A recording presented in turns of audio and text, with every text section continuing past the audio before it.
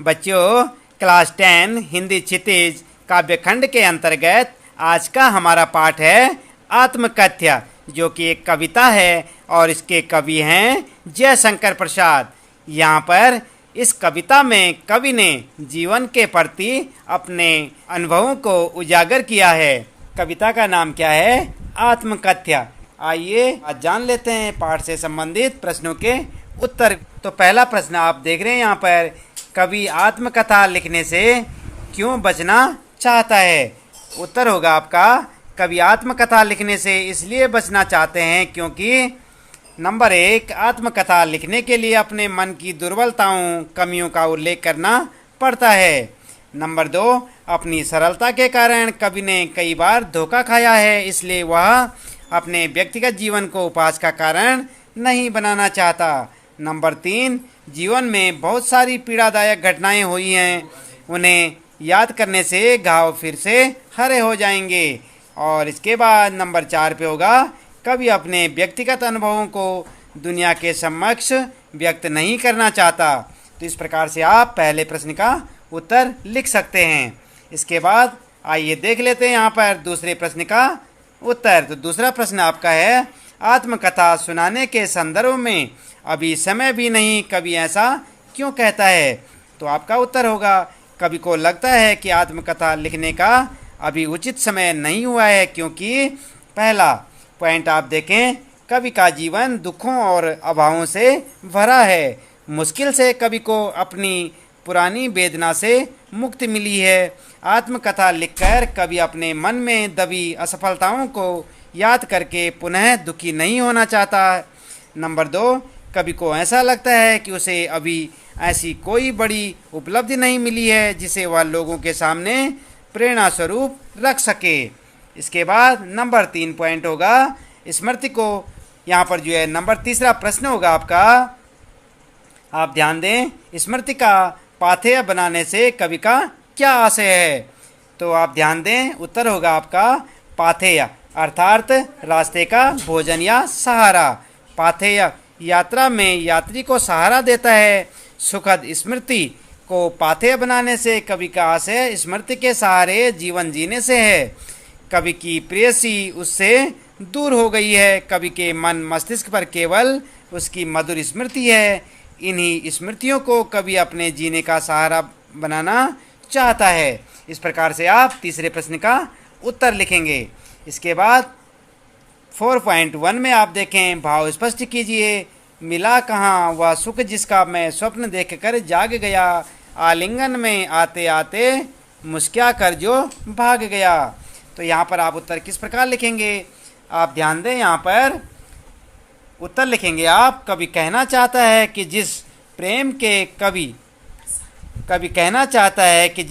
के कवि सपने देख रहे थे वो उन्हें कभी प्राप्त नहीं हुआ।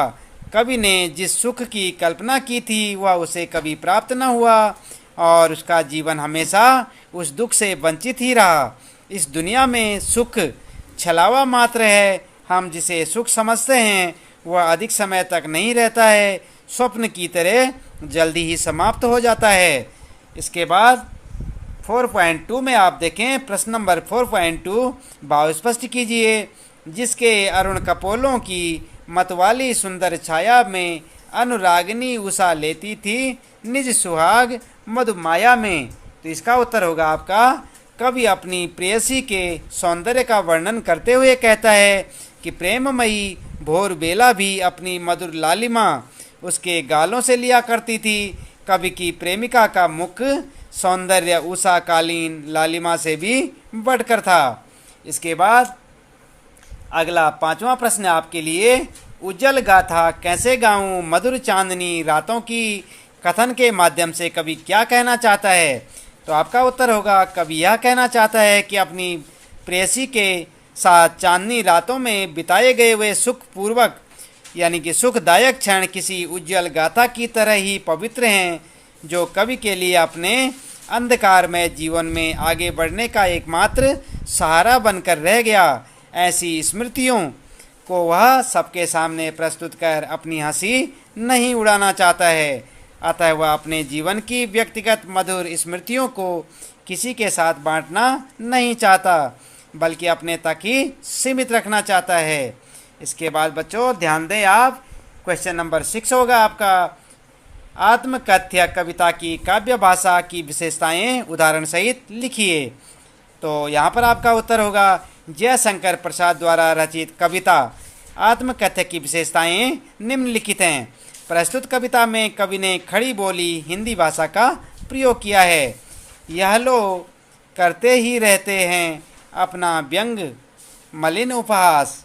इसके बाद नंबर 2, अपने मनोभावों में सजीवता लाने के लिए कवि ने ललित, सुंदर एवं नवीन बिंबों का प्रयोग किया है, जैसे जिसके अरुण कपोलों की मतवाली सुंदर छाया में अनुरागनी उषा लेती थी निज सुहाग मधुमाया में।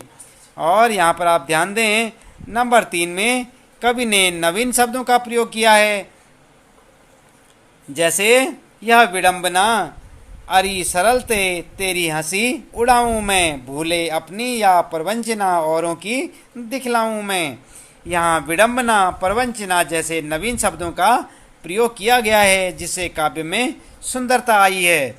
साथ ही आप जो है ध्यान दें, छायावाद की प्रमुख विशेषता मानवीकरण, मानवेतर पदार्थों को मानव की तरह सजीव बनाकर प्रस्तुत किया गया है, जैसे थकी सोई है मेरी मौन व्यथा, अरी सरलता तेरी हंसी उड़ाऊं मैं।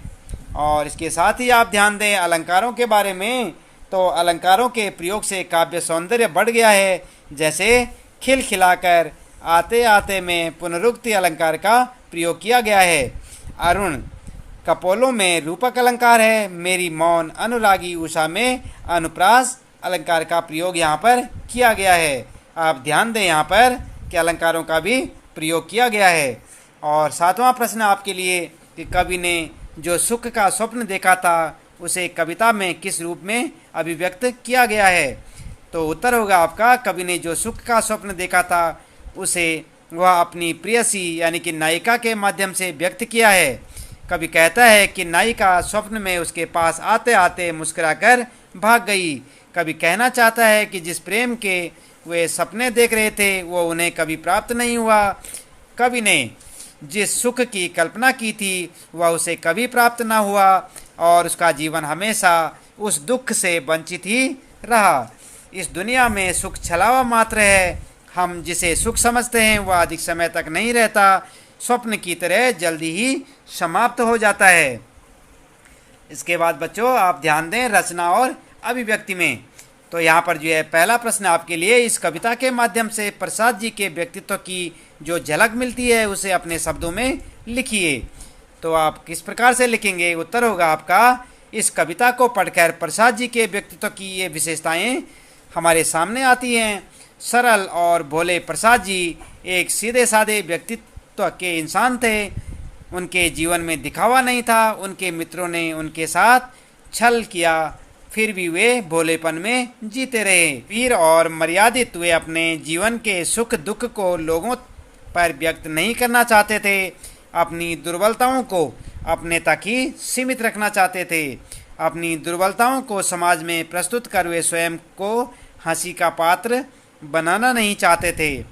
और विनयशीलता की बात करें तो प्रसाद जी का स्वयं को दुर्बलताओं से भरा सरल दुर्बल इंसान कहना उनकी विनम्रता प्रकट करता है। इसके बाद दूसरा प्रश्न आपका, क्या आप किन व्यक्तियों की आत्मकथा पढ़ना चाहेंगे और क्यों? तो आप अपने हिसाब से भी उत्तर लिख सकते हैं और चाहें तो आप यहाँ से देखकर लिख सकते हैं कि हमें महान प्रसिद्ध और कर्मठ लोगों की आत्मकथा पढ़कर उनसे शिक्षा ग्रहण करनी चाहिए।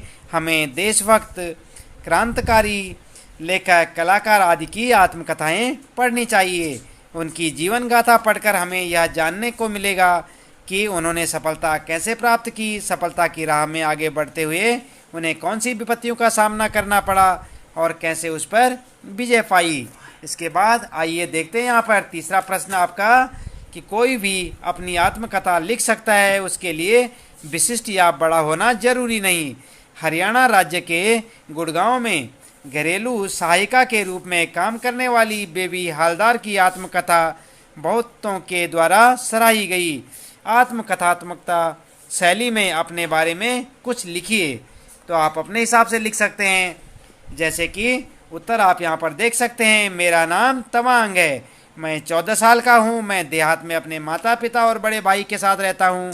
अपना जीवन बड़ा ही कष्टमय है। मेरे गांव में किसी भी प्रकार की कोई मूलभूत सुविधा यानी कि बिजली, पानी, स्कूल, अस्पताल आदि न होने के कारण यहाँ का जीवन बड़ा ही कष्टप्रद है। हमारे गांव में बच्चों के लिए नज़दीक में कोई विद्यालय न होने के कारण हमें करीब 4 से 5 किलोमीटर पैदल जाना पड़ता है।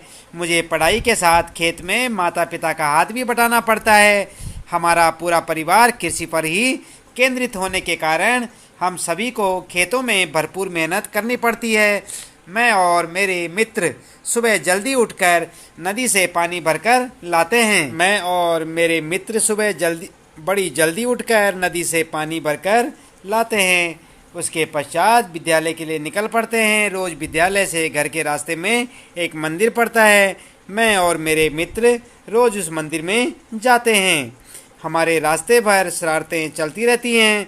शाम के समय विद्यालय से लौटते समय हमें जंगल से सूखी लकड़ियाँ बटोर कर लानी पड़ती हैं और हमारे पशुओं के लिए हरा चारा भी लाना होता है। मेरे जीवन का यह लक्ष्य है कि मैं उच्च शिक्षा प्राप्त कर अपने गांव की तस्वीर बदलूंगा और अपने माता पिता के सपनों को सच करूंगा। मेरे माता पिता मुझे एक काबिल डॉक्टर बनाना चाहते हैं। गांव में पास में अस्पताल न होने के कारण सभी को बीमारी के समय काफ़ी कठिनाई होती है, कठिनाई का सामना करना पड़ता है। इसलिए मैं भरपूर मेहनत कर रहा हूँ। तो बच्चों, आप इस प्रकार से इस प्रश्न का उत्तर लिख सकते हैं। तो इसके साथ ही इस पाठ से संबंधित आपके प्रश्नों के उत्तर यहाँ पर समाप्त होते हैं। आज के लिए इतना ही काफ़ी है। आपका दिन शुभ हो।